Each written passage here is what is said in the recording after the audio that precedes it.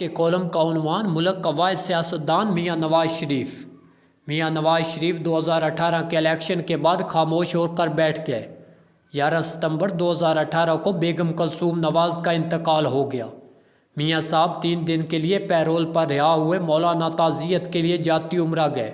ملاقات کے دوران مولانا نے میاں صاحب کو مشورہ دیا، آپ جیل میں ہیں لیکن آپ کی پارٹی باہر ہے، آپ اپنے لوگوں کو متحرک کریں اور عمران خان کی حکومت کے خلاف کوئی تگڑی تحریک شروع کریں، ورنہ عمران خان آپ کو سیاسی قبر میں دھکیل دے گا۔ مولانا نے اپنے دلائل کے آخر میں کشمیریوں سے متعلق یہ لطیفہ بھی سنا دیا۔ مہاراجہ پرتاپ سنگھ نے کشمیریوں کی فوج بنائی تھی، اس نے اپنے سپاہیوں کو رائفلیں بھی دے دی، ٹریننگ بھی دی، لیکن جب لڑائی کا وقت آیا تو مہاراجہ نے دیکھا سپاہی اپنی رائفلیں دھوپ میں رکھ کر خود سائیڈ پر بیٹھے ہیں۔ مہاراجہ نے سپاہیوں سے پوچھا، تم رائفلیں کیوں نہیں چلا رہے؟ ان کا جواب تھا، گرم ہوگی تو خود ہی چل جائیں گی۔ مولانا کا میاں صاحب سے کہنا تھا، آپ بھی رائفل دھوپ میں رکھ کر بیٹھ گئے جبکہ یہ لڑنے کا وقت ہے، خود بھی باہر نکلیں، اپنے کارکنوں کو بھی نکالیں، یہ وقت خاموش بیٹھنے کا نہیں۔ میاں صاحب کا جواب تھا، مولانا صبر کریں، ہمارے بزرگ کہا کرتے تھے جب آندھی چلے تو انسان کو خاموش ہو کر بیٹھ جانا چاہیے اور اپنے وقت کا انتظار کرنا چاہیے۔ آپ بھی خاموش ہو کر بیٹھ جائیں، ہمارا وقت انشاءاللہ ضرور آئے گا۔ مولانا نے میاں صاحب سے اتفاق نہیں کیا، لیکن بہرحال یہ میٹنگ ختم ہو گئی۔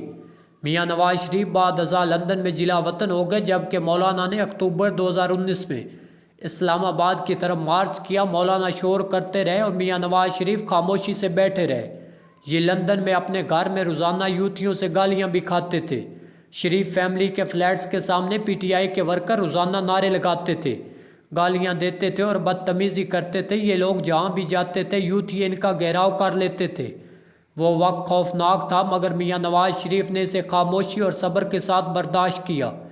پھر وقت پلٹ گیا، اسٹیبلشمنٹ عمران خان کے پیچھے سے ہٹ گئی، جس کے بعد پی ڈی ایم بنی، عدم اعتماد ہوئی، میاں شہباز شریف جیل اور عدالتوں سے نکل کر وزیر اعظم بن گئے۔ یہ آج دوسری مرتبہ وزیر اعظم ہے، جبکہ مریم نواز وزیر اعلیٰ پنجاب ہے۔ مولانا نے اس سارے قصے کے دوران ایک چیز سیکھی، خاموش بیٹھیں، اپنے وقت کا انتظار کریں۔ پی ڈی ایم مولانا نے بنائی تھی، آصف علی زرداری، میاں نواز شریف کو بھی انہوں نے عمران خان کے خلاف اکٹھا کیا تھا۔ اقتدار کے نئے کھیل کے کوچ بھی یہی تھے، مگر پھر زرداری صاحب اور میاں صاحب ایک دوسرے کے ڈائریکٹ ہو گئے۔ میاں صاحب اور زرداری نے مل کر ڈیل کر لی اور مولانا کو ان کے حصے کے مطابق حصہ نہ ملا۔ مولانا کو توقع تھی اسٹیبلشمنٹ کے پی کے ان کے حوالے کر دے گی، نگران دور میں انہیں کے پی کے بھی ملا۔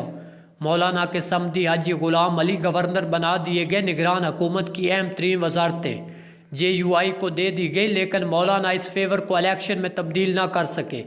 مولانا صدر بھی بننا چاہتے تھے، پیپلز پارٹی اور نون لیگ کی قیادت باتوں باتوں میں انہیں صدارت کا اشارہ بھی دیتی رہتی تھی۔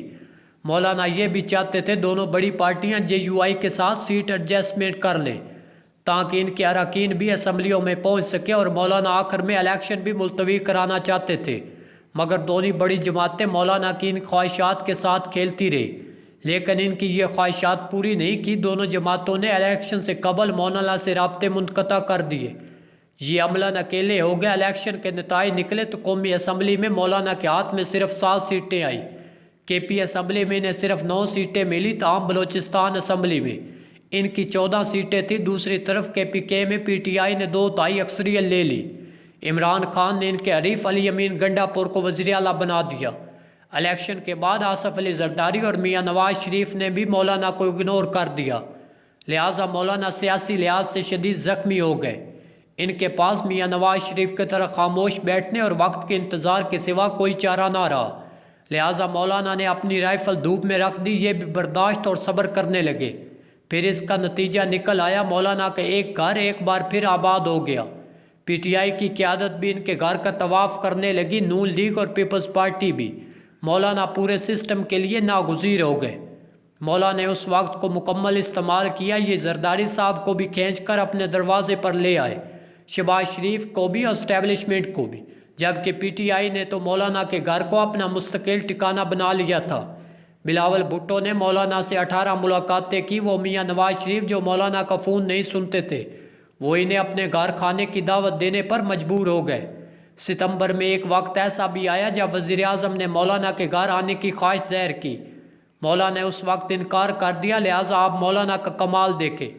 ये सिर्फ 12 सीटों के साथ पूरे सिस्टम को खींचकर अपनी दहलीज पर ले आए। ये तरमीम को भी 20 अक्टूबर तक खींच लाए और सबसे बाकायदा नाक से लकीरें निकलवाई और आखिर में साहब को अपनी तारीफ पर भी मजबूर कर दिया। आज एस्टेब्लिशमेंट भी इनकी ममनून है। इमरान खान भी इनकी जेल में बैठकर तारीफ़ें कर रहा है। पीटीआई की क़यादत भी मौलाना जिंदाबाद के नारे लगा रही है। बिलावल भुट्टो ने भी कौमी असम्बली के फ्लोर पर खड़े होकर इनकी तारीफ़ की है। मियाँ नवाज शरीफ ने भी बार बार मौलाना फजल रहमान का शुक्रिया अदा किया। वज़ीर आज़म और सदर भी मौलाना के मशकूर हैं। उलमा इकराम भी मौलाना का माथा चूम रहे हैं। इन्हें पाकिस्तान में इस्लाम का मौसम करार दे रहे हैं। लिहाजा फिर कामयाब कौन हुआ और सियासतदान फिर कौन हुआ, मौलाना या फिर बाकी तमाम सियासी लीडर्स? मैं दिल से समझता हूँ मौलाना पाकिस्तानी सियासत की एक बहुत बड़ी केस स्टडी है। इनका बाकायदा मुतालिया भी होना चाहिए। इन पर PhD भी। आप मौलाना का कमाल देखें।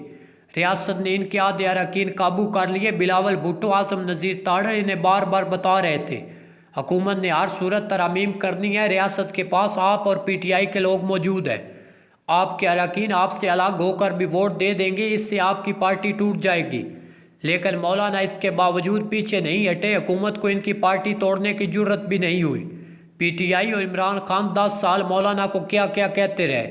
आसफ अली जरदारी और मियाँ नवाज शरीफ भी इन्हें मैदान में छोड़कर चले गए। एस्टेब्लिशमेंट ने भी इन्हें फरामोश कर दिया। लेकिन मौलाना इंसाफ को वापस भी लेकर आए, इन्हें अपनी तारीफ पर भी मजबूर किया। जबकि इनके मुकाबले में इमरान खान मुल्क के मकबूल तरीन लीडर KPK में 2/3 की हुकूमत के मालिक, कौमी असम्बली में 80 MNA और सेनेट में 17 सेनेटर रखने के बावजूद कहाँ हैं? ये इनकी बेगम, 2 बहनें और भांजा जेल में है। इनकी पार्टी के अंदर 4 ग्रुप बन चुके हैं। शाह महमूद कुरैशी की क़यादत में फॉर्डर ब्लॉक तैयार है। परवेज़ इलाही पार्टी छोड़कर लाहौर में बैठ गए हैं। सोशल मीडिया टीम टूट चुकी है। तमाम फाइनेंसर्स और सहूलतकार भी फरार हो चुके हैं। दूसरी तरफ मियाँ नवाज शरीफ भी विफाक और पंजाब में अपनी हुकूमत के बावजूद ज़ख्मी और उदास बैठे हैं। इनके माथे फार्म 47 लग गया है। ताहम मौलाना के बाद मियाँ शहबाज शरीफ भी कामयाब सियासतदान साबित हुए। इनके बारे में कहा जाता था इनके हाथ में वज़ीर आज़म की लकीर नहीं, लेकिन ये लकीर की कमी के बावजूद दूसरी बार वज़ीर आज़म बने। इनके पास कुल 17 MNA है, मगर ये इसके बावजूद वज़ीर आज़म है। ये मुल्क और शरीफ फैमिली के पहले ऐसे वज़ीर आज़म भी साबित होंगे जो 5 साल पूरे करेंगे। लिहाजा फिर कामयाब कौन हुआ, मौलाना और शहबाज शरीफ या फिर कैदी नंबर 804? इमरान खान के पास अब भी 2 ऑप्शन मौजूद हैं। ये नवाज शरीफ और मौलाना की तरह अपनी राइफल धूप में रखकर खामोश बैठ जाते और अपने वक्त का इंतज़ार करते। आप यकीन करें इनका वक्त बहुत जल्द आ जाना था। दूसरा, ये जुल्फ़कार अली भुट्टो की तरह शोर करके अपनी सज़ा और मसाइल में इजाफा कर लेते। इमरान खान बदकिस्मती से दूसरे रास्ते पर निकल गए। ये आज अकेले हो चुके हैं। सियासत स्पोर्ट्स की तरह होती है। इन दोनों का मकसद जीतना होता है। आपने अगर इक़्तिदार में नहीं आना तो फिर सियासत की क्या ज़रूरत है? आप खिदमत खल्क़ करें, सवाब और इज़्ज़त कमाएं। आपने अगर 80 MNA और सबसे ज़्यादा वोट लेकर भी जेल में ही बैठना, अपनी ख़वातीन को भी बिठाना है, तो ऐसी सियासत पर लानत भेजें। इसका फिर आपको क्या फ़ायदा हुआ? लिहाजा इमरान खान को अब सियासत मौलाना से सीखनी चाहिए।